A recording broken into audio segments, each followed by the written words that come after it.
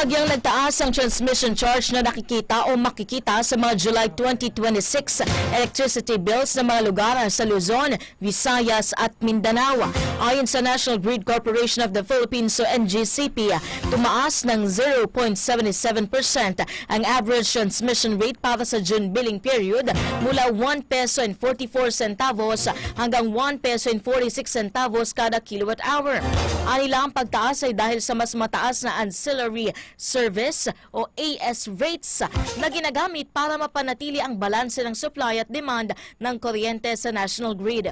Binigyan diin naman ng mga ito na hindi sila kumikita mula sa ancillary service charges dahil direkta lamang itong ipinapasa sa mga power generator at sa Independent Electricity Market Operator of the Philippines o IEMOP.